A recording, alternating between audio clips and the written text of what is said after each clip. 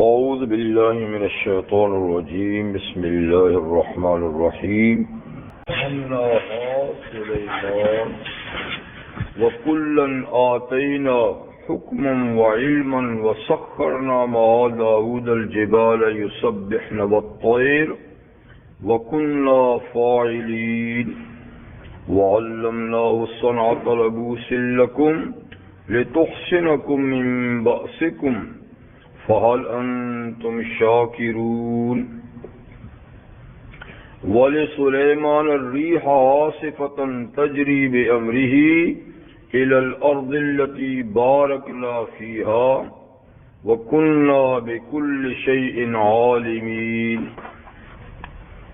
ومن الشياطين من يغوصون له ويعملون عملا دون ذلك وكنا لهم حافظين وأيوب إذ نادى ربه أني مسني الضر وأنت أرحم الراحمين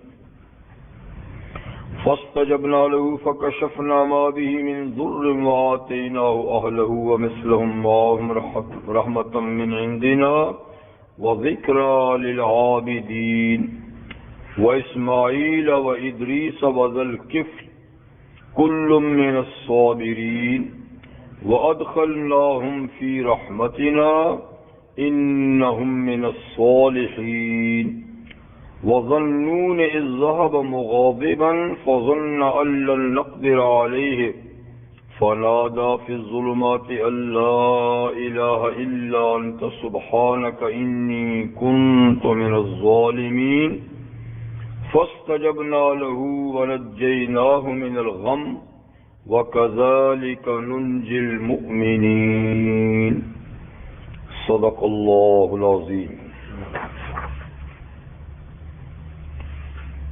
سورۃ الانبیاء کی آیت نمبر 78 سے 88 تک آیات آپ کے سامنے تلاوت کی گئی۔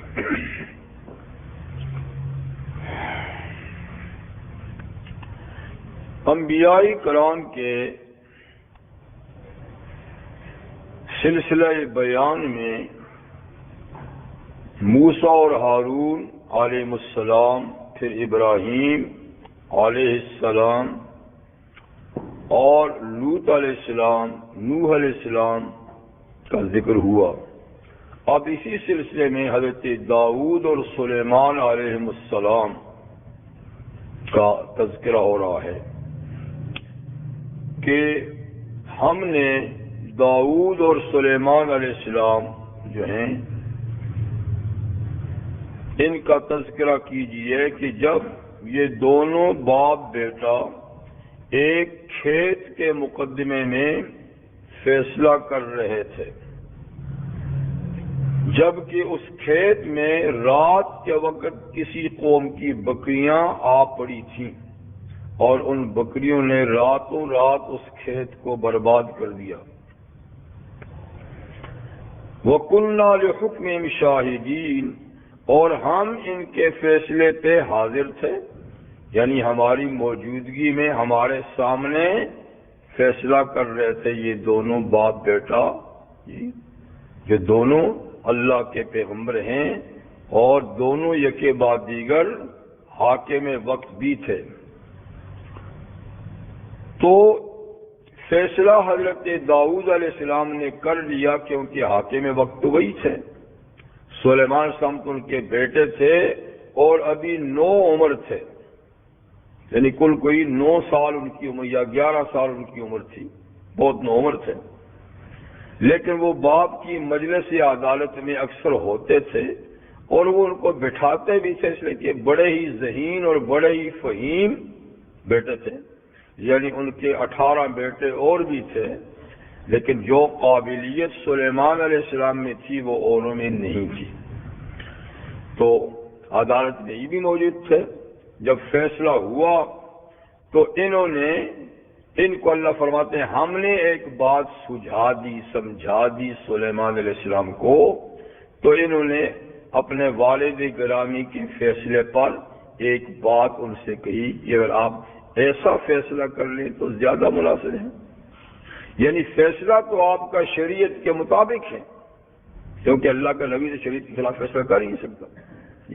فیصلہ تو شریعت کے مطابق ہے، لیکن اس میں دونوں فریقوں کا جو نفع ہے وہ اس طرح ہے کہ اگر آپ یوں فیصلہ کر لیں تو دونوں کا فائدہ ہوگا. یعنی ان کا فیصلہ یہ ٹھیک تھا کہ کھیت کا اتنا نقصان ہوا تھا جتنی مالیت کی بکریاں تھیں، کہا چونکہ اتنا نقصان ہوا ہے لہذا اس کے بدلے میں یہ بکریاں کھیت والوں کو دے دو. بات تو انصاف کی تھی. لیکن انہوں نے کہا کہ نہیں، اگر اس طرح فیصلہ کر لیا جائے کہ جب تک کھیت دوبارہ اس پوزیشن میں نہیں آتا جس میں پہلے تھا، اس وقت تک کھیت بکری والوں کے حوالے کر دیں، ان کی ذمہ داری ڈالیں کہ اس کو دوبارہ آباد کرو، کھیتی باڑی کرو، اس میں ہل چلاؤ، اس میں بیج ڈالو، اور جب وہ اسی لیول پہ آ جائے کھیت، اس وقت تک بکریاں کھیت والے کے حوالے کر دو، وہ اس کا دودھ پئیں، ان کے بالوں سے فائدہ اٹھائیں، ان کے بچے سے فائدہ اٹھائیں. جب ان کا کھیت برابر ہو جائے تو کھیت والے کے حوالے کر دیں، بکریاں بکری والوں کے حوالے کر دیں، تو دونوں نقصان سے بچ جائیں گے. تو اس وقت یعنی سراسر نقصان ہوگا بکری والوں کا. تو یہ بات تو باپ نے جب یہ بڑا اچھا عقل مندی کا فیصلہ دیکھا تو اپنا فیصلہ انہوں نے چینج کر دیا. یہ ان کی شریعت میں جائز بھی ہوگا فیصلہ بدلنا. اور دنیا میں عدالتی قوانین بھی ایسے ہیں کہ عدالتیں ایک دوسرے کے جج ایک دوسرے کے فیصلوں کو رد کرتے ہیں. اس نئی بات نہیں. ہمارے یہاں بھی اوپر کی عدالت نیچے کی عدالت کے فیصلے کو رد کر دیتی ہے. اب اور دوسری عدالت میں اپیل کا حق ہوتا ہے، وہ جب اپیل کی جاتی ہے تو بسا ہوگا دوسرا جج پہلے کے فیصلے، تو یہ رد و بدل ہوتا رہتا ہے. تو بہرحال اللہ تعالیٰ فرماتے ہیں کہ ہم نے چھوٹی عمر میں حضرت سلیمان صاحب کو اتنا فہم اور سمجھ عطا فرمائی کہ انہوں نے ایک بڑا اچھا فیصلہ دیا جو والد نے اس کو قبول کر لیا. وَكُلًّا آتَيْنَا حُكْمًا وَعِلْمًا، اور ہر ایک کو داؤد علیہ السلام اور سلیمان علیہ السلام میں سے ہر ایک کو ہم نے فیصلے کی قوت عطا فرمائی. ہر ایک بہترین فیصلہ کرتے تھے اور علم بھی عطا فرمایا نبوت کا. اب اس کے بعد کچھ ان کے معجزات کا اللہ ذکر فرماتے ہیں. یہ ایک مسئلہ تھا.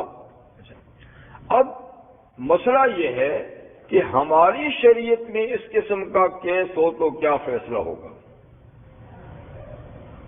تو ہماری شریعت میں بات یہ ہے کہ نبی کریم علیہ السلام کا ایک ارشاد گرامی بھی ہے کہ دن کے وقت اگر کسی کے جانور کسی کے کھیت میں آ کر خراب کر دیں دن کے وقت تو جانور والا ماخوذ نہیں ہوگا، جسے کہ دن کو کھیت کی حفاظت کی ذمہ داری کھیت والے پہ ہے. لیکن رات کے وقت اگر آ کر کوئی کسی کا جانور کھیت میں خرابی کر دے تو پھر جانور والا پکڑا جائے گا، نقصان اس کو اٹھانا پڑے گا، کیونکہ رات کو جانوروں کو سنبھالنا باندھ کے رکھنا اس کی ذمہ داری اس نے کیوں کھلے چھوڑے تھے. جی تو یہ امام شافعی رحمہ اللہ اسی پر فتویٰ دیتے ہیں، اسی روایت کے مطابق. لیکن ہمارے امام ابو حنیفہ رحمہ اللہ فرماتے ہیں دن ہو یا رات ہو جانوروں کا مالک مجرم نہیں، جانوروں کا مالک مجرم نہیں ہے. جب تک کہ اس کی طرف سے کوئی زیادتی سامنے نہ ہو کہ اس نے قصداً ارادتاً جانور کھول کر اس کی فصل میں بھیج دی، اس کی کھیتوں میں بھیج دی ہے. اگر اس نے تعدی کی ہے، اس کی زیادتی اس کی بے احتیاطی سامنے آ جائے تو دن کو بھی مجرم رات کو بھی وہ مجرم. اس نے اسے تعدی کی ہے، اس نے قصداً اپنے جانوروں کو سنبھالا نہیں، لیکن اس کی طرف سے کچھ نہیں.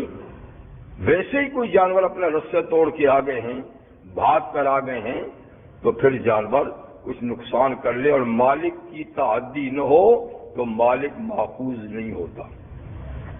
امام صاحب کی دلیل بخاری اور مسلم کی یہ حدیث ہے کہ جس میں نبی کریم نے فرمایا العجما جرحھا جبار.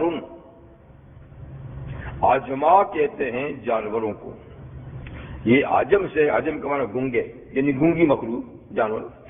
تو حضور نے فرمایا کہ العجما جرح و جبار، جانور اگر کسی کو زخمی کر دیں تو یہ حدر ہے، یہ رائے گاہ ہے، یہ ضائع ہے. اس لیے کہ جانور جو ہیں وہ کوئی عقل مند تھوڑے ہیں، وہ تو اللہ کی ایک عام مخلوق ہے. وہ اگر یہ ایسا ہی ہے کہ جیسے کہ کوئی شہر کسی کو پھاڑ دے، کوئی چیتا پھاڑ دے، کوئی کتا پھاڑ دے، اسی طریقے سے جانور اگر کسی کو زخمی کر دیں تو یعنی وہ جانور والا ماخوذ نہیں ہوگا، پکڑا نہیں جائے گا، اس کا زخم رائے گاہ ہے. اور دوسری بات فرمائی کہ بلبیر و جبار، اگر کسی نے کنواں کھودا ہے اور کوئی اس میں گر کے مر جاتا ہے یا زخمی ہو جاتا ہے تو یہ بھی رائے گاہ ہے. ٹھیک ہے نا، بشرطے کہ اس نے ایسی جگہ میں کنواں نہیں کھودا جو عام لوگوں کی گزرگاہ ہے، رستے سے ہٹ کے کھودا ہے تو ٹھیک ہے، جس میں اس کا کیا قصور ہے، آنے والے کا قصور ہے.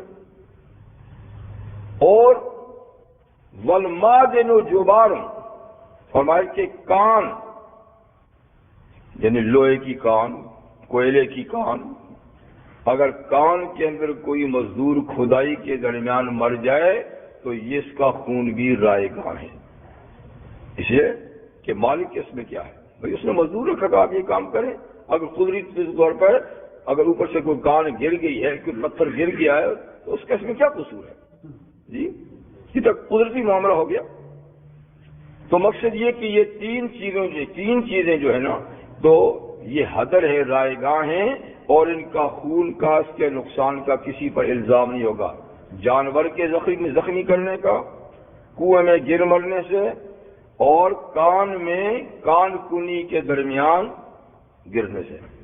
ہاں اگر کوئی حکومت یا کوئی فیکٹری، کوئی کارخانہ مفاد عامہ کے تحت اس قسم کا قانون بنا لے اور اس قسم کے مرنے والے کے پسماندگان کو کوئی معاوضہ دے تو ایک اچھی بات ہے، لیکن شرعی قانون میں ان پہ کوئی الزام نہیں آتا. تو مطلب ہے کہ جب تک جانور کا مالک اس کی زیادتی ثابت نہ ہو جائے، بے احتیاطی ثابت نہ ہو جائے، تو مال کا مالک ماخوذ نہیں. تو یہ تو بہرحال مسئلہ ہوا. اب اللہ تعالیٰ ان انبیاء کرام دونوں باپ بیٹوں کی ایک بات فرماتے ہیں، ان کو جو اللہ نے معجزات دیے تھے. وَسَخَّرْنَا مَعَ دَاوُودَ الْجِبَالَ يُسَبِّحْنَ وَالطَّيْرَ، اور ہم نے مسخر کر دیا داؤد علیہ السلام کے ساتھ پہاڑوں کو کہ جب وہ خوش الحانی کے ساتھ، خوبصورت آواز کے ساتھ اللہ کی کتاب زبور کی تلاوت کرتے تو آپ کے ساتھ پہاڑ بھی تلاوت کرتے تھے. وہ طیر، اور پرندے بھی اور پہاڑ بھی ان کے ساتھ، پوری جیسے کہ کائنات بول رہی ہے، درخت بھی پڑھ رہے ہیں جی، پرندے بھی پڑھ رہے ہیں، پہاڑ بھی پڑھ رہے ہیں. اور یہ زبان حال سے نہیں، زبان حال سے تو اب بھی پڑھ رہے ہیں کہ ہمیں ان کا پڑھنا نہیں معلوم ہو رہا. اب بھی ساری دنیا، ساری جہاں تسبیح پڑھتی ہے، ساری کائنات تسبیح پڑھتی ہے، لیکن ہم ان کی آواز بھی نہیں سنتے، نہ سمجھتے ہیں. یہ معجزہ تھا زبان قال سے، جیسے ہماری زبان سے آواز نکلتی ہے، الفاظ نکلتے ہیں، تو باقاعدہ پہاڑوں سے اور پرندوں سے باقاعدہ تسبیح کی آواز آتی تھی جس کو لوگ سنتے تھے. ٹھیک ہے نا، اسی تو معجزہ ہے. اور اللہ فرماتے ہیں تمہیں تعجب کیوں ہو، یہ ان کا کمال نہیں تھا. وَكُنَّا فَاعِلِينَ، اور ہم ایسا کرنے والے تھے، ہم نے پہاڑوں اور پرندوں کو ان کے ساتھ تسبیح میں مشغول کیا ہوا تھا. تو اللہ کی قدرت سے تو کوئی بھی بعید نہیں ہے، وہ جس چیز کو چاہیں بلوائیں، جس کی چاہیں آواز سنوائیں جی. تو جب اللہ قادر مطلق ہیں تو پھر اس میں کوئی تعجب کی بات نہیں. بعض لوگ خواہ ایسی آیات کی ہیر پھیر کرتے ہیں، اور جی یہ تو نہیں ہو سکتا، پھر اس کا یہ مطلب ہے. کیوں نہیں ہو سکتا؟ جب تم اللہ کو قادر مانتے ہو اور اللہ کہتے کہ کننا فاعلین، ہم کرنے والے ہیں، تو پھر ادھر ادھر کی باتیں کرنے کی کیا ضرورت ہے؟ تو خیر ان کا معجزہ تھا۔ ایک تو خود اللہ نے ان کو زبان ہی، لہجہ ہی، گلا ہی معجزانہ طور پہ ایسا دیا تھا کہ ان جیسی آواز سریلی ہے ہی نہیں جی۔ اور دوسرے پھر ان کے ساتھ یہ ساری چیزیں، نبی کریم علیہ السلام کے صحابہ میں ابو موسیٰ اشعری رضی اللہ عنہ ایک خوش آواز صحابی تھے جی۔ ایک دن رات کو تہجد کی نماز مسجد میں پڑھ رہے تھے، کسی کونے میں کھڑے اور اپنی وہ سر والی آواز میں قرآن پڑھ رہے تھے۔ حضور یوں گھومتے گھومتے گئے تو بڑا لطف آیا، آپ پیچھے کھڑے ہو کے دیر تک اس کی تلاوت سنتے رہے، اور جب انہوں نے سلام پھیرا تو آپ نے فرمایا کہ حضور نے فرمایا کہ لقد اوتیت مزمارا من مزامیر داؤد، ابو موسیٰ اللہ نے تجھے تو داؤد علیہ السلام جیسا گلا عطا فرمایا ہے۔ ماشاءاللہ کیسے آپ پڑھتے ہو؟ میں نے کہا حضور یہ تو نارملی طور پہ پڑھتا تھا، مجھے پتا ہے کہ ہوتا کہ آپ سن کر خوش ہو رہے ہیں تو میں اور سنوار کے پڑھتا۔ تمہارا خوش الخانی کے ساتھ قرآن مجید کا پڑھنا یہ مطلوب ہے، بشرطے کہ گانے کی آواز نہ ہو، گانے کے انداز پہ نہ ہو۔ قدرتی طور پہ جو اللہ نے حسن دیا ہے آواز کو، تو زیادہ سے زیادہ اچھے آواز میں تجوید کی رعایت رکھ کے آدمی پڑھے تو یہ مطلوب ہے، ثواب کی بات ہے۔ ایک بات تو یہ ایک معجزہ ہے کہ ان کی تلاوت کے ساتھ پہاڑ اور پرندے بھی تسبیح خواں تھے۔ دوسری وَعَلَّمْنَا صَنْعَةَ لَبُوسٍ لَكُمْ، اور ہم نے داؤد علیہ السلام کو سکھائی صنعت تمہارے لباس کی۔ صنعت وہی صنعت کہتے ہیں کاریگری، لبوس لباس سے ہے کہ ایک لباس کی، اور یہ لباس سے مراد یہ کپڑے نہیں جو نارملی ہم پہنتے ہیں، جنگی لباس، یعنی وہ لباس جو دوران جنگ دشمن کی تلوار سے بچنے کے لیے پہنا کرتے تھے، تو وہ لوہے کی کڑیوں کا بنا ہوا ایک کوٹ ہوتا تھا، کیونکہ اس وقت تو یعنی تلواروں سے، نیزوں سے لڑائی ہوتی تھی نا، تاکہ تلوار اوپر لگے تو کہ وہ اوپر سے نکل جائے، کاٹ لے، تو اس کو زرہ کہتے ہیں۔ تو زرہ سازی کی صنعت اللہ نے حضرت داؤد علیہ السلام کو کہ ہم نے سکھائی، اور لوگوں نے تو لوگوں سے سیکھی، ان کو ہم نے سکھائی۔ تو جس صنعت کو اللہ تعالیٰ خود اپنے نبی کو سکھائے وہ کتنی پیاری صنعت ہوگی۔ تو ایسی شاندار زرہ بناتے تھے کم وقت میں، اور کم وقت میں اس لیے کہ اللہ تعالیٰ نے دوسری چیز بطور معجزہ ان کو یہ دی تھی کہ وَأَلَنَّا لَهُ الْحَدِيدَ، ہم نے لوہا ان کے ہاتھ میں نرم کر دیا تھا۔ اور تو لوہے کو بھٹی میں گرم کر کر کے مار مار کے اس کی تارے بناتے، پھر تارے کاٹ کے پھر کڑیاں بناتے، تو کتنا لمبا وقت۔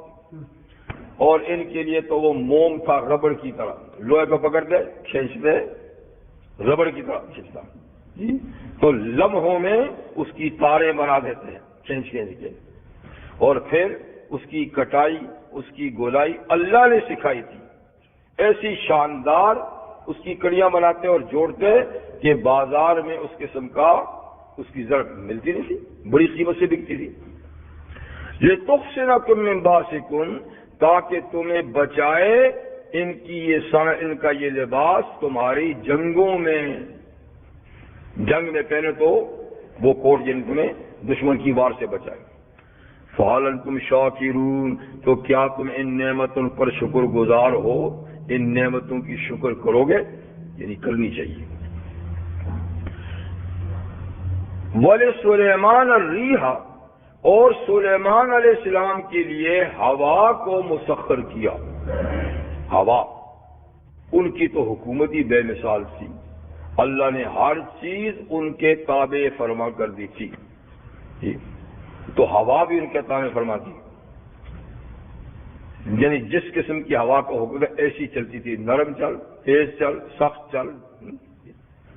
تو عاصفاً، تیز چلنے والی ہوا ان کے تابع فرماتی، تجریب امری ہی، وہ باقاعدہ ان کے حکم سے چلتی تھی، اللہ نے انہی کے زیر انتظام کر لی تھی کہ سلیمان جیسا حکم دے اسی طرح چلا کر، وہ کہتے تیز چل تو تیز چلا کر، ہلکی چل تو ہلکی، ٹھنڈی چل تو ٹھنڈی، گرم چل تو گرم جی، تو ان کے حکم سے چلتی تھی، یوں ہی نہیں بلکہ ان کو بھی لے چلتی تھی۔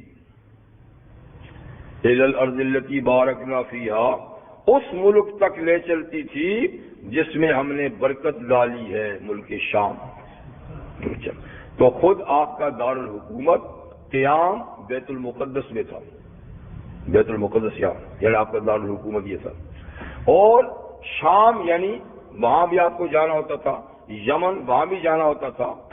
تو آپ کا ایک فضائی بیڑا تھا، فضائی جہاز تھا، ایک تخت شاہی بنایا ہوا تھا، وہ چھوٹا موٹا نہیں، اتنا بڑا تخت بنایا تھا جس پہ آپ خود بھی بیٹھتے تھے، آپ کی فوج بھی ساتھ ہوتی تھی، فوج بھی، وہ فوج کا کچن بھی ہوتا تھا پھر، تو کتنے ساتھ میں ملازم ہوں گے اور آپ کے وزیر بھی ساتھ، تو اتنا بڑا شاہی تخت ہوتا تھا کہ جس پہ سب کی کرسیاں لگی ہوئی ہیں، سارے انتظامات ہیں، جنات کی الگ فوج ہے، پرندوں کی الگ فوج ہے، انسانوں کی الگ فوج ہے، یہ حکومت کے کارندے الگ ہیں اور ساری چیزیں، اور اس پہ بیٹھتے تھے، پھر ہوا کو حکم دیتے تھے تو ہیلی کاپٹر کی طرح وہ اس کو یوں اٹھاتی تھی، وہ اوپر بڑھنے پہ لگ کر پھر تیز چلتی اور ایک دن میں شام پہنچا دیتی اور ایک دن میں شام سے یمن پہنچا دیتی۔ تو یہ ایک قدرتی نظام تھا، ہوا کی دوش پہ آپ کا اتنا بڑا فضائی بیڑا پرواز کرتا تھا۔ وَكُنَّا بِكُلِّ شَيْءٍ عَالِمِينَ، اور ہم ہر چیز کو جاننے والے ہیں۔ ہوا کی تسخیر کے علاوہ وَمِنَ الشَّيَاطِينِ، اور شیطان بھی ان کے زیر فرمان کر دیے تھے۔ شیاطین، شیطان کی نا، شیطان اصل میں جو سرکش جن ہیں نا ان کو کہا جاتا ہے، یہ کوئی الگ مخلوق نہیں، جنات ہیں، تو عام جنات کو تو جن کہتے ہیں، اور جو ان میں باغی اور سرکش ہیں ان کو شیطان کہتے ہیں، تو شیطان کوئی الگ مخلوق نہیں ہے۔ تو اللہ فرماتے ہیں کہ سرکش جو جنات ہیں ان کو بھی ہم نے ان کے تابع فرما کر دیا تھا۔ صحیح جن تو تھے ہی، تو صرف انسانوں پر حکمرانی نہیں تھی بلکہ تمام قسم کے جنات پر بھی ان کی حکومت تھی۔ تو شیاطین میں سے ایسے شیطان بھی آپ کے تابع فرمان تھے، یغوصون لہو، جو غوطے لگاتے تھے ان کے لیے دریاؤں میں، سمندر میں، تو ڈبکی لگاتے، دور تک جاتے، وہاں سے جواہرات نکالتے، موتی نکال کے لاتے، جن کو حضرت صلی اللہ علیہ وسلم کام میں لاتے تھے۔ تو یعنی سمندروں سے، دریاؤں سے موتی نکالنے کا کام کس سے لیتے تھے؟ شیاطین سے، سرکش شیطانوں سے۔ اور سورہ سبا میں ہے کہ ان سے بڑے بڑے محل بھی تعمیر کراتے تھے، بڑے بڑے پتھر جی، ان کو تراشنا، ان کو اٹھا اٹھا کے لانا، یہ جنات کا کام تھا، بڑی بڑی عبادتیں منانا، اور بڑے بڑے پتھروں کو اندر سے کھود کے اس سے برتن ٹب بنانے، یہ کام ان سے لیتے تھے۔ بہت بڑی بڑی چٹانوں کو لا کر اندر سے ان کی صفائی کھدائی کر کے ٹب پانی کے، اور بڑے بڑے دیگ یہ سب بنواتے تھے۔ وَيَعْمَلُونَ عَمَلًا دُونَ ذَلِكَ، اور غوطہ خوری اور جواہرات کو نکالنے کے علاوہ یہ جنات ان کے لیے کام کرتے تھے، اس کے علاوہ اور بھی کئی قسم کے کام، وہی نا، عمارت سازی ہوگی، برتن سازی ہوگی وغیرہ۔ وَكُنَّا لَهُمْ حَافِظِينَ، اور چونکہ یہ شیطان سرکش تھے، باغی تھے، ظاہر بات ہے کہ یہ کام چور بھی تھے، کام میں گڑبڑ بھی کرتے تھے، تو اللہ فرماتے ہیں ہم ہی ان کی حفاظت بھی کرتے تھے ان سے۔ تو سورہ سبا میں ہے کہ جو اس قسم کی شرارت کرتے، حکم نہ مانتے، تو ہم ان کو سزا بھی دیتے تھے، ان شیاطین کو سزا بھی دیتے تھے، اور ہم ہی ان کی نگرانی کرتے تھے کون کام کرتا ہے کون نہیں کرتا، لیکن بہرحال وہ حضرت ابراہیم، حضرت صلی اللہ علیہ وسلم کے زیر فرمان تھے۔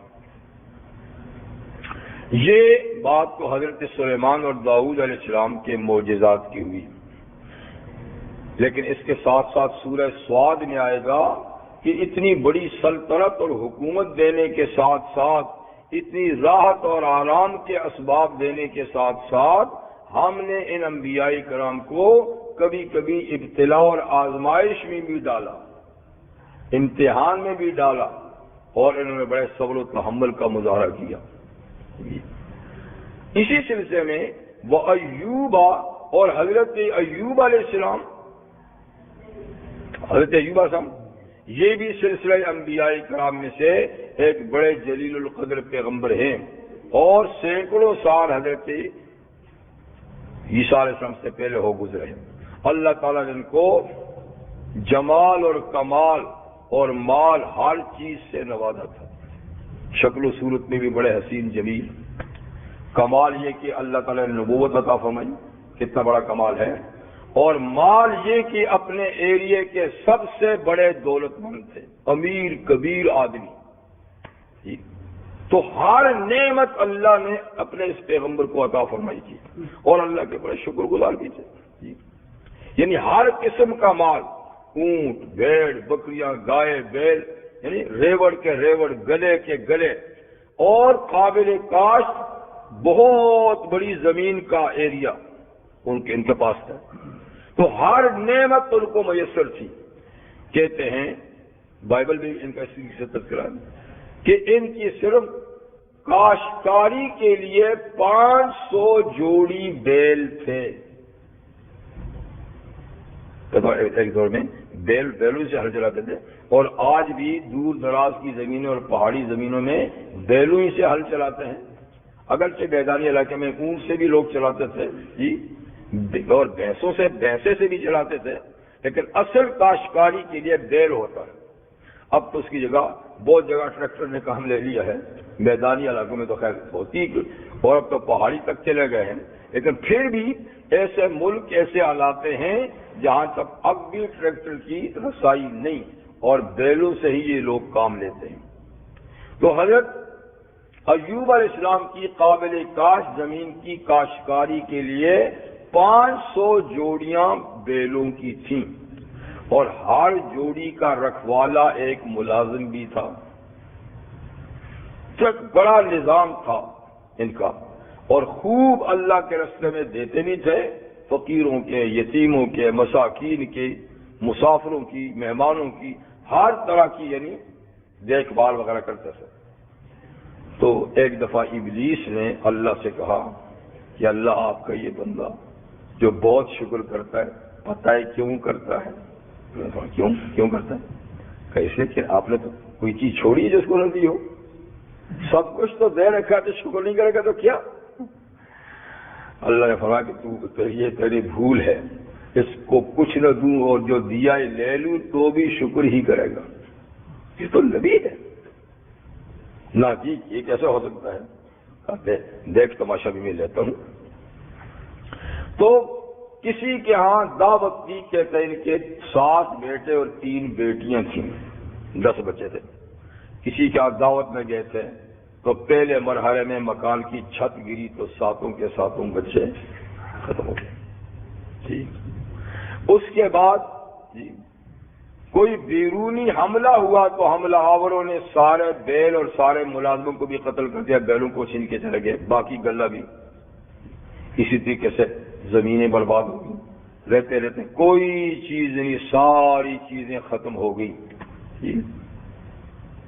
ایک میاں بیوی رہ گئے۔ مال سب لینے کے بعد اللہ نے ان کے جسم میں بھی ان کی ابتلا کی، اور اب ان کے جسم میں آبلے اور چھالے پڑ گئے، اور کوئی جگہ خالی نہیں رہی ان سے۔ چھالے جب پھٹتے تو آپ راکھ ان میں ڈال کے برتے تاکہ پانی بند ہو جائے۔ تو بہرحال ایک زبان تھی، دل و دماغ سے، باقی جسم اوپر سے سارے کا سارا زخم سے چور تھا، اور ساری معاشی حالت جو ختم ہو گئی، کوئی ساتھ دینے کے لیے تیار نہیں ہوا۔ تو بیوی غم گسار تھی، اب وہ محنت مزدوری کرتی اور جو کچھ ملتا تو اپنے لیے بھی اور اپنے میاں کے لیے بھی کچھ کھانا بنا لیتی تھی، باقی کچھ بھی نہیں۔ نہ مکان ہے، نہ زمینیں ہیں، کچھ. اس پر مزید ایک اور پھر بھی اللہ کا شکر کر رہے ہیں اور کہتے ہیں یا اللہ جب میں دنیا میں آیا تھا بھی تو خالی ہاتھ آیا تھا، تب بھی تو میرے پاس کچھ نہیں تھا جی، پھر سب کچھ آپ نے دیا اپنے فضل سے اور اب اپنے عدل سے لے لیا جی، اپنے عدل سے لے لیا. آپ ہی کا دیا ہوا تو تھوڑا جی آپ نے لے لیا، میں تو خالی ہاتھ آیا تھا اب پھر اسی طریقے سے ہوں. تو بار پھر شکر ہی شکر ہے. ایک اور ابتلائی کہ مالی اور جسمانی ابتلا تو تھی اور وہ برداشت کر رہے تھے، اور یہ برداشت بھی کوئی 16 17 18 سال تک رہی تھی، وہ معمولی وقت کی نہیں، اتنے عرصے تک طویل. ایک اور ابتلائی آئی کہ ایک دفعہ ان کی بیوی کام کاج کر کے کچھ پیسے وغیرہ بنا کر مال وغیرہ بنا کر لائی کھانے وانے کا، تو رستے میں شیطان انسانی شکل میں ملا اور بڑا بزرگ صورت جی ملا. تو کہنے لگا میں حکیم ہوں. اچھا ہوں گے؟ تو بیچاری اکتائی بھی تو تھی کہ میرا بھی ایک مریض اگر آپ علاج کرو کر لوں گا. اس کو کیا بات ہے، حکیم ہوں اور کر لوں گا، لیکن میری ایک شرط ہے. تو کیا شرط ہے؟ شرط یہ ہے کہ جب تمہارا مریض ٹھیک ہو جائے فری میں کر لوں گا، فیس بھی نہیں لوں گا، فری میں کر لوں گا، لیکن جب ٹھیک ہو جائے اتنا کہنا کہ حکیم صاحب نے ٹھیک کیا. بڑا جال بات اتنا کہنا. انہوں نے کہا میں پھر اپنے میاں سے پوچھوں. یہ تو تجھے عجیب سی شرط لگائی ہے، میں پہلے میاں سے پوچھوں. تو آئی تو حقیب سے ذکر کیا کہ آج ایسے ایک بزرگ تھے نہیں ملے. اس نے کہا اللہ کی بندی ہو تو ابلیس تھا، شیطان. وہ ہمارے اب اس کو اتنی ضرورت ہو گئی اب ہمارے ایمان پہ بھی ڈاکے ڈالنے لگ گیا. تو نے اس کی یہ بات سنی کیوں ہے؟ اتنے غصے میں آ گئے کہ سنی کیوں ہے، کھڑی کیوں ہوئی ہے؟ اب تو میں ٹھیک ہوا تو تجھے 100 لاٹھیاں لگاؤں گا. قسم اٹھا لی. مجھے کیا پتا ہے یہ بھی ہے، بڑا نورانی شکل اس کی، آفا لیا ہوا، بڑی بزرگ شکل ہے. تو یہ ابلیس ہے، اس نے تو ہمارے ایمان. تو اب تک اپنی پریشانی کا اظہار نہیں کیا، شکر کرتے رہے. اب اپنی پریشانی کا اللہ سے اظہار کیا، رب انی مسنی الضر. اے اللہ اب تو معاملہ ایمان تک جا پہنچا ہے. مال کی نقصان برداشت، جان کا نقصان برداشت، لیکن اب ایمان کا تو نہیں برداشت کر سکتا. اب اس کی اتنی حوصلہ ہو گیا، اس کو اتنا حوصلہ ہو گیا کہ وہ ہمارے ایمان کے پیچھے پڑ گیا. تو مجھے اس سے بڑا صدمہ پہنچا، اس سے بڑی تکلیف پہنچی. انی مسنی الشیطان، کسی جگہ انی مسنی الشیطان بضر، شیطان نے یہ کہہ کر بڑی تکلیف پہنچائی ہے. وانت ارحم الراحمین، اور آپ تو بڑے مہربان ہیں. اس کو یہ حوصلہ، اس کو یہ موقع مت دیجیے، جو کہہ گیا. اب مزید اس کو کہنے کا موقع نہیں دیجیے، مجھے ٹھیک کر لیجیے، ورنہ یہ تو اور بھی کچھ نہ کچھ کرتا رہے گا. ٹھیک ہے. تو بہرحال وہ ایوب اذ نادى ربہ، اور یاد کرو ایوب علیہ السلام کو جب انہوں نے اپنے رب کو پکارا. کب پکارا؟ وہی جب شیطان نے شرک والی بات کی کہ انی مسنی الضر، اے اللہ مجھے تکلیف پہنچی. اور سورہ سواد میں ہے کہ شیطان نے یہ تکلیف پہنچائی، یہ بات ہے. اور آپ تو سب مہربانوں میں بڑے مہربان ہیں جی، تو آپ اس کا کچھ ازالہ کر دیجئے. فاستجبنا له، اللہ فرماتے ہیں ہم نے ان کی دعا کو قبول کر لی. اور فکشفنا ما بی من ضرہ، ہم نے دور کر لیا جو ان کے ساتھ تکلیف تھی، اس کو دور کر دیا جی. دور کرنے کا طریقہ کیا ہوا اس کی تفصیل بھی سورہ سواد میں ہے کہ ہم نے کہا کہ ارکض برجلک، اپنے پاؤں کی ایڑی ذرا زمین پہ ماریے. جب زمین پہ تھوڑی سی ایڑی لگائی ایک دم پانی کا چشمہ ابل پڑا. فرمایا ھذا مختصر بارد و شراب، جی یہ نہانے کا اور پینے کا ٹھنڈا پانی ہے، ٹھنڈا پانی ہے، اس سے غسل بھی کریں، اس کو پیئیں بھی، پیئیں تو اندر کا روگ نکل جائے گا، نہائیں تو اوپر کا روگ ختم ہو جائے گا۔ چنانچہ اس پانی کو آپ نے پیا، اندرونی تکلیف چلی گئی، اور جب نہائے تو سارے آبلے، سارے زخم منتقل ہو کر وہی حسن و جمال، وہی جوانی جیسی تھی ایسی ہو گئے، جیسے کہ کچھ ہوا ہی نہیں۔ یہ بھی ایک تاریخی روایت ہے، خدا جانے سچی ہے یعنی، لیکن ایک تاریخی ہے کہ یہ اس وقت بیوی موجود نہیں تھی جب یہ حکم آیا، وہ وہی مزدوری کے لیے گئی ہوئی تھی باہر، تو جب واپس آئی تو وہ تو مریل پڑے ہوئے تھے اس وقت بستر پہ، اب دیکھا تو حسن و جمال سے نوجوان بیٹھا ہوا ہے، تو ایک دم اچانک جو نظر پڑی تو ہکی بکی ہوگی، کیونکہ آخر نبی کی بیوی کسی کو نظر بھر کے تو نہیں دیکھ سکتی، اپنے میاں تو چارپائی پہ دراز تھے اور زخموں سے چور تھے، تو یہ تو کوئی، تو ذرا اچانک نظر پڑی تو نظر پھیر کے کہا یہاں میرا ایک مریض تھا، کوئی پتہ ہے؟ تو مسکرائے اور کہا وہ مریض میں ہی ہوں، آ جا اندر۔ اتنی ایک دم میں چینج ہوگی، یعنی میں جس حال میں چھوڑ کے گئی تھی ایک دم، یعنی بیماری کے جاتے بھی میں وقت لگتا ہے، یہ کیا بات ہے، یہ ایک دم، ہاں جب اللہ کرتا ہے تو ایک دم، بس غسل کے لیے پانی آیا، میں نے پیا اور میں نے جسم پر ڈالا، ختم ہوئی سب کچھ بیماری۔ تو یہ تو ہو گیا، جسمانی بیماری چلی گئی۔ وَآتَيْنَاهُ أَهْلَهُ وَمِثْلَهُم مَّعَهُمْ، اور ہم نے ان کو اس کے گھر کے لوگ بھی واپس دے دیے جو بچے مر گئے تھے۔ ایک روایت میں ہے کہ اللہ نے ان کو پھر دوبارہ زندہ کر دیا، کیونکہ وہ ابتلا کی موت تھی نا، آزمائش کی، ان کے ٹائم کی موت نہیں تھی، اس لیے امتحان تھا، امتحان گزرا تو وہی بچے زندہ ہو گئے۔ وَمِثْلَهُم مَّعَهُمْ، اور اتنے اور بھی دے دیے، پہلے 10 تھے اب 20، اور بعض کہتے ہیں کہ وہ تو واپس نہیں آئے، یہ 20 بچے جو ہوئے نا یہ بعد میں آپ کی بیویوں سے ہوئے پھر، تو بہرحال یعنی اتنے بھی دے دیے جو پہلے تھے، اتنے اور بھی دے دیے، تو بہرحال پہلے بھی زندہ کر دیا، یعنی اسی طریقے سے جتنا مال کھو گیا تھا وہ سارا مال بھی واپس مل گیا، وہ ساری زمینیں بھی آباد ہوگی، وہی کرو فر جو پہلے تھا سارا اللہ تعالیٰ نے واپس ان کو دے دیا، کیونکہ یہ بیچ کا عرصہ صرف ابتلا اور آزمائش کا تھا، آزمائش گزری، ہر چیز واپس آ گئی۔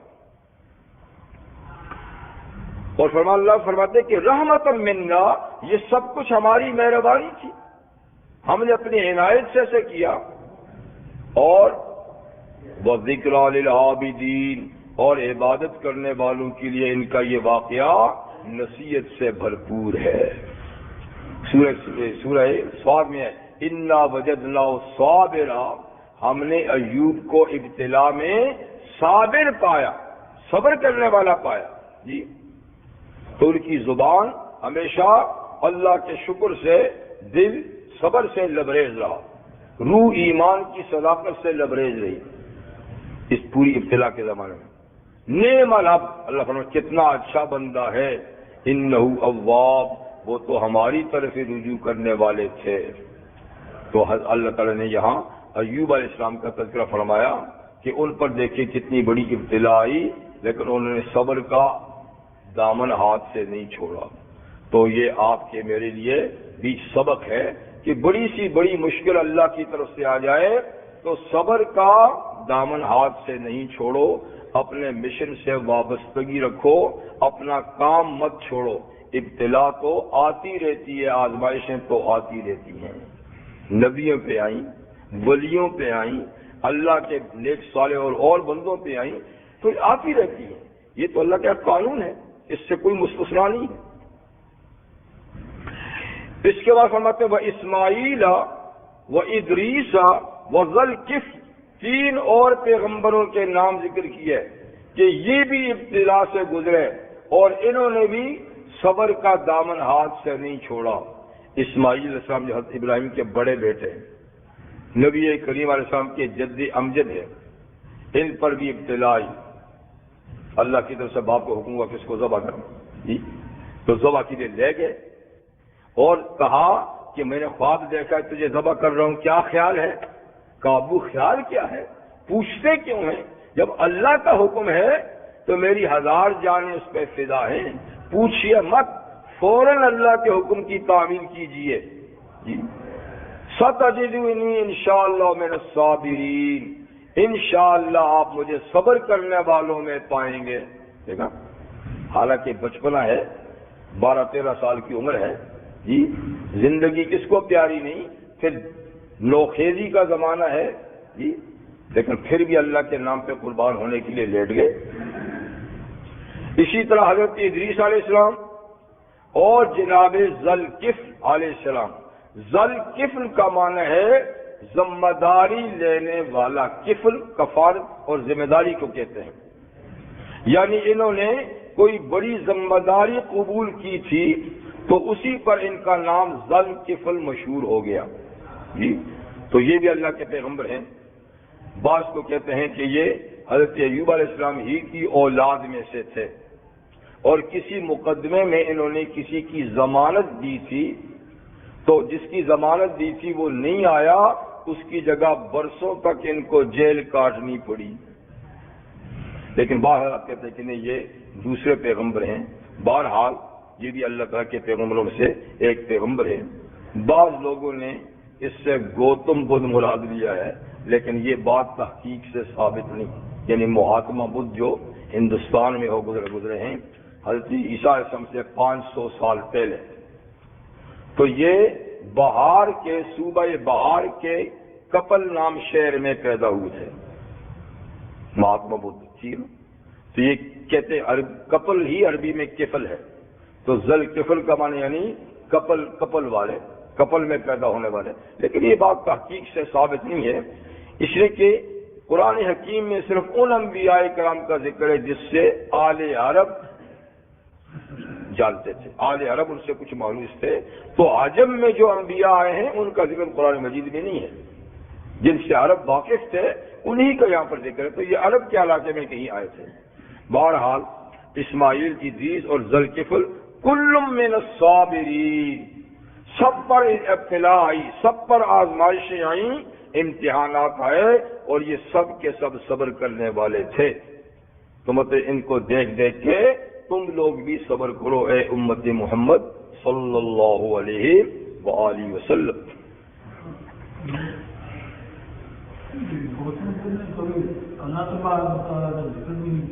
ہاں جی، ان کی تعلیمات کا ہمیں پتہ بھی نہیں ہے، ان کی صحیح تعلیمات کا پتہ نہیں ہے کہ وہ اصل بھی کیا تھا، ہو سکتا ہے اصل میں ٹھیک اور بعد میں اس کو رد و بدل کر کے لوگوں نے کچھ بنا دیا ہو۔ اور ان چیزوں میں ہمیں پڑھنے کی ضرورت نہیں ہے، کیونکہ حقائق سے باتیں بہت باہر ہیں، اور یہ بہت قدیم لوگ تھے۔ اس کے بعد کیا کیا ہوا، جیسے اصل انبیاء کرام کی شریعتوں کو لوگوں نے بگاڑ کے رکھ دیا ہے، جن کا ہمیں پتہ ہے، تو اگر یہ بھی اگر صحیح تھے، ان کی شریعتوں میں بگاڑ دیا ہو، شرک کر دیا ہو، تو کچھ نہیں کہہ سکتے۔ لیکن فی الحال جو صورت حال ہے تو نرا شرک ہی ہے، یہ بت پرستی ہے نا، اب تو اس کی پوجا کرتے ہیں۔ اور وَأَدْخَلْنَا فِي رَحْمَتِنَا، اور ہم نے ان حضرات انبیاء کرام کو اپنی رحمت میں داخل کیا، آزمایا بھی، امتحان بھی لیا، پھر اپنی رحمت میں داخل کیا۔ کیوں؟ انہم من الصالحین، کیونکہ یہ سب حضرات صالحین میں سے تھے، اللہ کے نیک بندوں میں سے تھے۔ جی وَظَنُّونَ، اور مچھلی والے پیغمبر کا بھی ذکر کیجئے، ان کو صاحب الحوت بھی کہتے ہیں، حوت بھی عربی میں مچھلی کو کہتے ہیں، نون بھی عربی میں مچھلی کو کہتے ہیں۔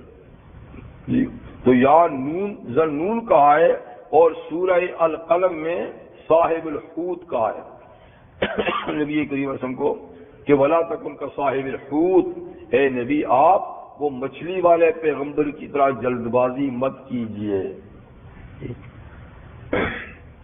اور مچھلی والے ان کا نام ہے حضرت یونس علیہ السلام جی، اور ان کے نام پہ باقاعدہ 11ویں سپارے میں پوری سورت ہے، اور وہاں بھی ان کا مختصر سا تذکرہ ہے، اور کئی صورتوں میں بھی ان کا نام ہے، یہاں بھی اللہ نے کچھ ان کا ذکر کیا ہے۔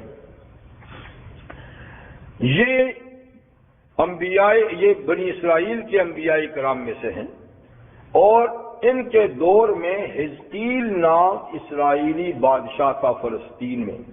حزقیل دیندار تھا، اچھا بادشاہ تھا۔ اس کے دور میں 5 نبی تھے، ان 5 میں ایک حضرت یونس بھی تھے۔ ان میں مرتبے کے لحاظ سے حضرت شعیا بڑے تھے جی۔ تو بہرحال اسی زمانے میں عراق کے صوبہ موصل میں ایک شہر تھا نینوا، یہاں کے لوگوں نے بغاوت کی، سرکشی کی، قتل و غارت گری کا بازار قائم کیا جی، اور بڑا دنگا فساد مچا لیا۔ تو انبیاء کرام کی میٹنگ ہوئی کہ ان لوگوں کو راہ راست پہ لانے کے لیے، ہدایت کی طرف دعوت دینے کے لیے کسی کو جانا چاہیے۔ آخر میٹنگ میں فیصلہ ہوا اللہ کی تائید سے کہ یونس کو وہاں بھیجا جائے۔ تو یہ اصل میں اس قوم کے نبی نہیں تھے، بنی اسرائیل سے ہیں، لیکن بسا اوقات اللہ غیر قوم کا نبی بھی کسی قوم میں بھیجتے ہیں، جیسے لوط علیہ السلام تو اصل میں عراق کے تھے، لیکن فلسطینی کے ان کو نبی بنایا۔ تو یونس علیہ السلام بھی نینوا کے نہیں تھے، عراقی الاصل نہیں تھے، فلسطینی الاصل ہیں اور اسرائیلی ہیں، لیکن طے ہوا کہ ان کو وہاں بھیجے۔ تو یونس علیہ السلام نینوا تشریف لے گئے اور آپ نے وہاں دعوت دینی شروع کی، لیکن وہ بڑے بدماش قسم کے لوگ تھے، بڑے سرکش، ان کی دعوت پہ کسی نے کان نہیں رکھا اور ان کی دعوت کو قبول نہیں کیا۔ آخر آپ نے ان کو اللہ کے عذاب سے ڈرایا کہ دیکھو نہیں مانو گے تو اللہ کا عذاب آئے گا۔ انہوں نے کہا کوئی بات نہیں ہوتی، آپ لوگ ایسے ہی کہتے رہتے۔ آخر آپ نے کہا کہ نہیں، اللہ کا عذاب آئے گا، اور اللہ نے فرما بھی دیا کہ میں ان کے عذاب بھیجوں گا۔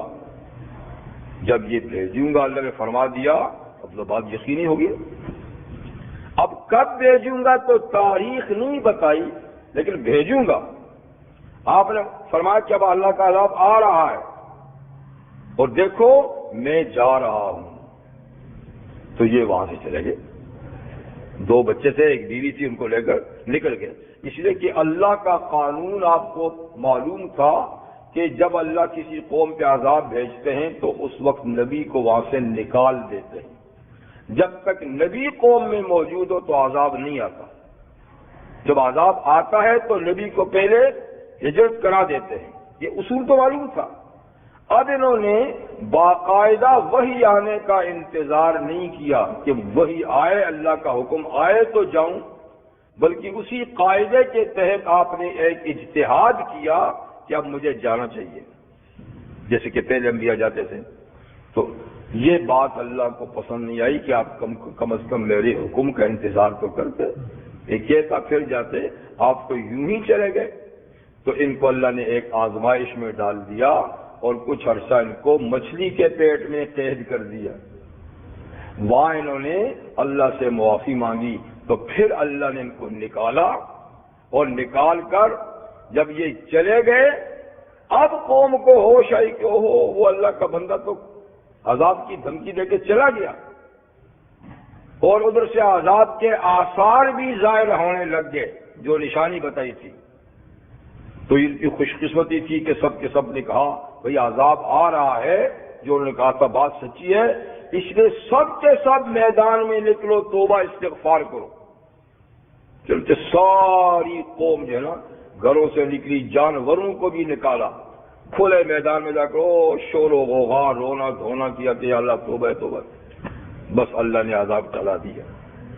یہ واحد قوم ہے کہ جن پہ آیا ہوا عذاب ٹلا، ورنہ کسی قوم پہ آیا ہوا عذاب ٹلا نہیں۔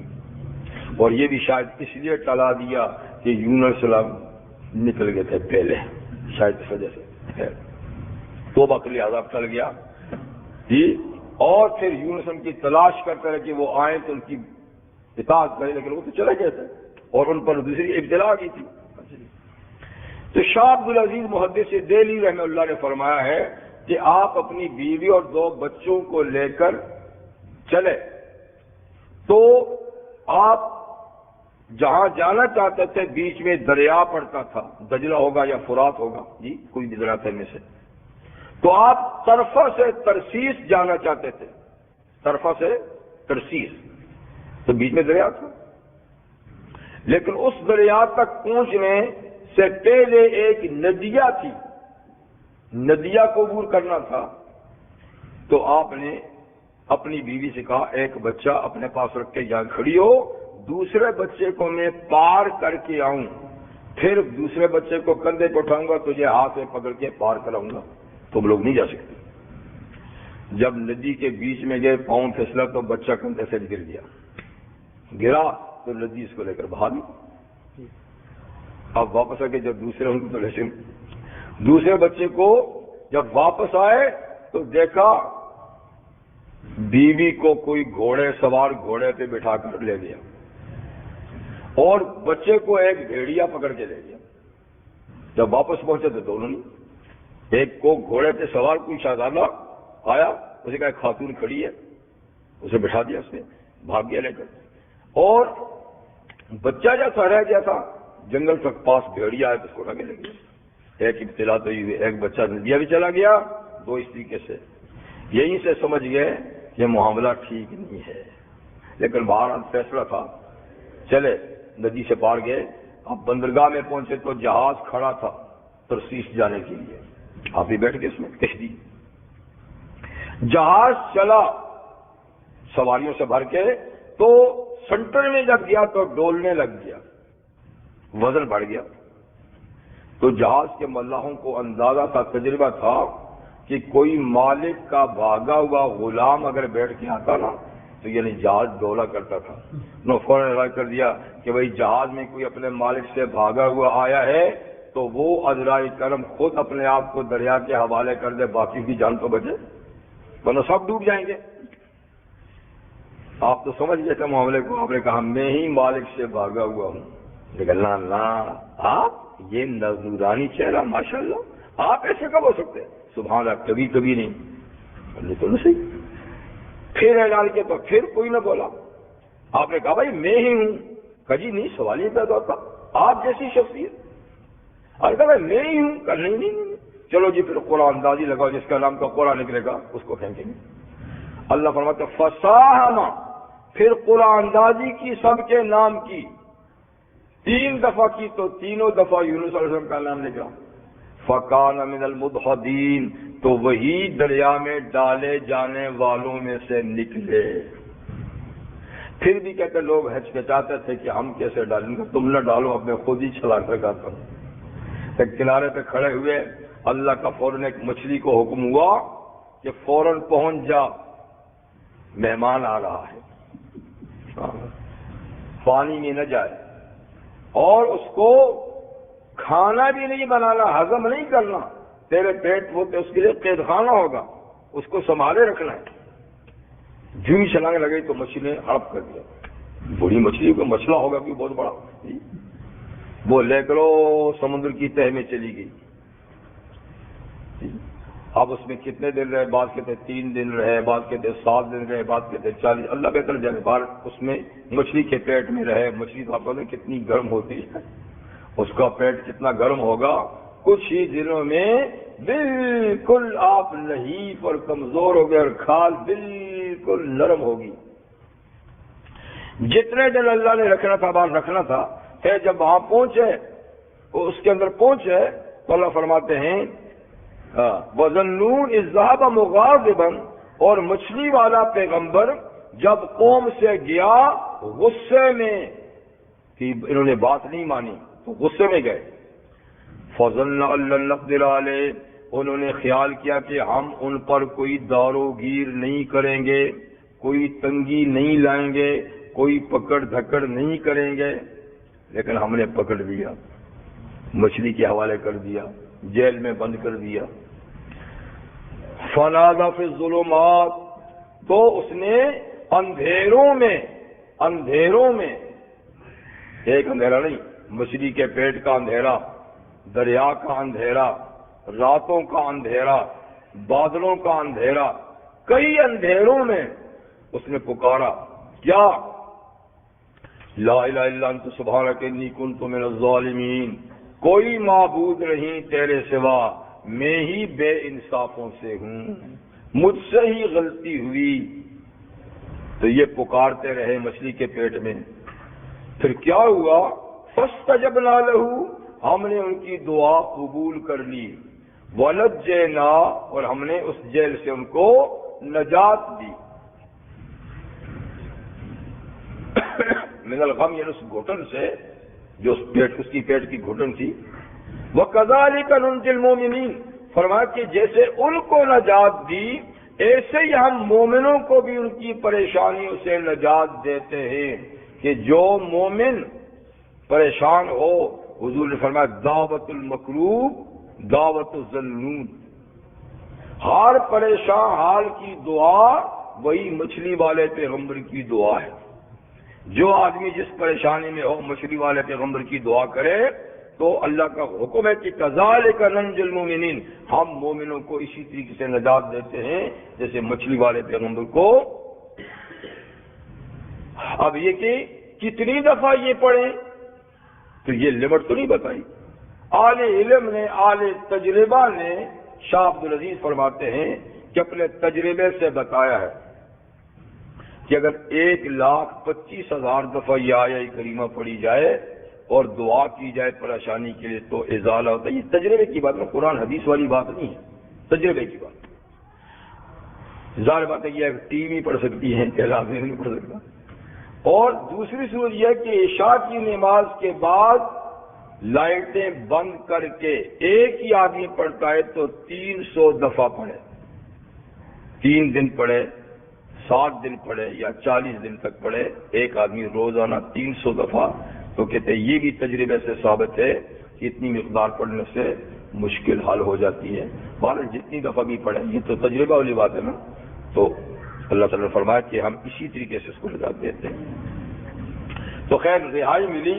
تو سورہ صافات میں ہے کہ فَنَبَذْنَاهُ، ہم نے پھر ان کو باہر مچھلی کے منہ سے اگلوایا، ساحل پہ، ریت پہ، تو بالکل بچے کی طرح ان کی کھال تھی، حرکت نہیں کر سکتے، کمزور تھے۔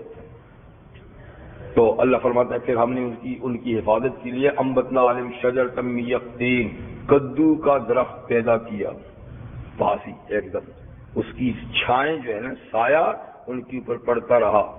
اور یہ کہ کدو کا پتا جب بہت نرم ہوتا ہے اس پر مکھی بھی نہیں بیٹھتی، تاکہ ان کے جسم پہ مکھیاں نہ آئیں۔ تو کدو کی بیل، حضور کو کدو بہت مرغوب تھا، اور فرمایا کہ یہ میرے بھائی یونس کا درخت ہے، میرے بھائی یونس کا درخت ہے کدو۔ خیر بالا وہ بیل، پھر ان کا جسم مضبوط ہوا، ٹھیک ہوا، تو پھر اس کے بعد طاقت ہوئی، اور کھلانے کے لیے اللہ نے جنگل سے ایک ہرن کو مقرر کر دیا، وہ آ کر پاس کھڑی ہوتی تو اس کا دودھ پی لیتے تھے، وہ چلی جاتی تھی، پھر ٹائم کی پابندی سے آتی تھی۔ تو جب ٹھیک ٹھاک ہو گئے تو حکم ہوا کہ جاؤ، وَأَرْسَلْنَا إِلَىٰ مِائَةٍ أَلْفٍ وَيَزِيدُونَ، پھر ہم نے ان کو نبی بنا کر بھیجا 1,00,000 سے زیادہ لوگوں کے پاس۔ نینوا کی آبادی 1,20,000 کی، تو 1,00,000 سے زیادہ یعنی 1,20,000 لوگ جو تھے ان کے پاس دوبارہ بھیجا کہ جاؤ اب ٹھیک ہو چکے ہیں اور ان کے اندر جا کر کام کرو۔ اب جب واپس آئے تو رستے میں وہ جہاں سے گزرے تھے نا اسی رستے سے واپس ہے نا، وہی جو ندیاں پار کی تو وہاں دھوبی تھے، دھوبیوں کے پاس دیکھا تو بچہ بیٹھا ہوا چھوٹا، وہی کہا بھائی یہ بچہ کہاں سے؟ کہا جی ندیا میں گرتا ہوا آ رہا تھا، آگے ہم کپڑے دھو رہے تھے، ہم نے پکڑ کے بٹھا دیا، ہمیں کیا پتا کس کا ہے؟ کہا میرا بچہ، لے جاؤ، تیرا تو لے جا۔ مل گیا۔ آگے چلے تو جنگل سے گزرے تو ایک چرواہا بکریاں چرا رہا تھا، دیکھا ایک بچہ اس کے پاس بیٹھا ہوا، کہا میاں یہ بچہ؟ کہا جی بھیڑیا نے منہ میں دبایا ہوا لایا تھا، میں نے مشکل سے چھڑایا، پتہ نہیں کہاں سے لایا، کہا میرا ہے، کہا جی لے جاؤ۔ اب بیوی تو بیوی کو شہزادہ لے گیا تھا بٹھا کر، اس کی نیت تو خراب تھی، لیکن جو ہی گھر پہنچا تو اللہ نے ایسی پیٹ کی بیماری میں مبتلا کیا کہ سب کچھ بھول گیا، ادھر ادھر سب حکیموں سے دوائیں لیتا ہے لیکن وہ بیماری جاتی نہیں ہے، سخت پریشان۔